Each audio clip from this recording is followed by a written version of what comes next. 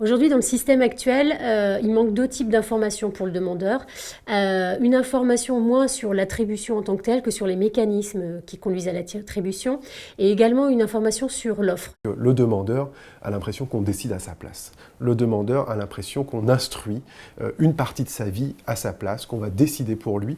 Et ça, c'est une espèce de fausse promesse au départ, ou en tout cas d'un contrat qui est basé sur des relations qui ne sont pas satisfaisantes, sur lesquelles j'ai l'impression qu'ensuite on passe des années à essayer de reconstruire une relation de confiance, de respect mutuel. On est dans une crise du logement global, et pas seulement du logement social. Donc les gens se bagarrent pour essayer de trouver une place, un toit, un logement. Et j'allais dire un peu dans tous les domaines, ils ont décrédibilisé en fait les renseignements qu'on leur donne. Même quand ils sont exacts, ils n'y croient pas trop.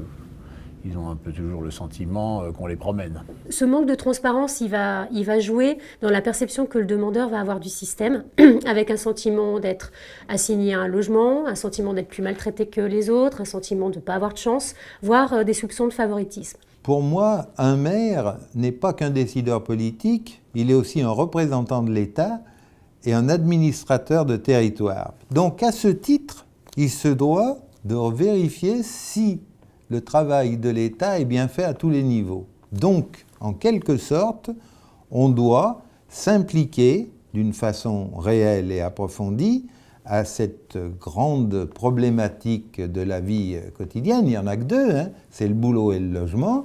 Donc, pour que quelqu'un ait un boulot, il faut qu'il ait un logement et vice-versa. Donc je pense qu'il faut qu'on arrive à la fois dans cette crise à répondre par la production de logements, par une meilleure offre, mais il faut évidemment qu'on trouve et qu'on traite le demandeur, à mon avis, très différemment. Et pour ça, il faut qu'on donne des gages. Alors, la location choisie, c'est de dire, on propose au locataire de devenir acteur de son parcours et de prendre en compte la structuration de l'offre de logement existante et à partir de là, de faire un certain nombre d'arbitrages. En fait, on change d'univers, littéralement, et on met finalement ce logement social pas seulement comme un système de réparation ou de confinement, on met ça finalement dans un marché de l'offre et la demande où il y a un tout petit peu plus d'égalité qu'avant et un peu plus de choix.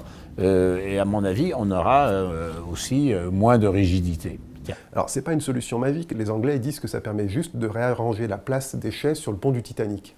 Dans une période de crise et de tension, ça ne va pas créer des logements. Simplement, ça met beaucoup plus le demandeur de logement dans une situation d'être acteur de ses propres choix locatifs, plutôt que de poser un dossier, d'attendre 18 mois qu'on revienne vers lui, et quand on revient vers lui, assez souvent, soit parce que sa situation a changé, soit parce que c'est tellement compliqué d'avoir un logement qu'on se dit que celui pour lequel on va dire oui, on va rester longtemps, on a un taux de refus qui est quand même assez important. La location choisie, elle permet non pas l'inversion des rapports, mais de rééquilibrer les rapports et les responsabilités qui permet à chacun de faire ce qui dépend de lui. C'est-à-dire le demandeur de se positionner sur une offre qui l'intéresse, le bailleur de vérifier l'adéquation et d'attribuer, la collectivité d'être en vigilance sur les demandes qui sont en panne, sur la programmation et sur la garantie des droits.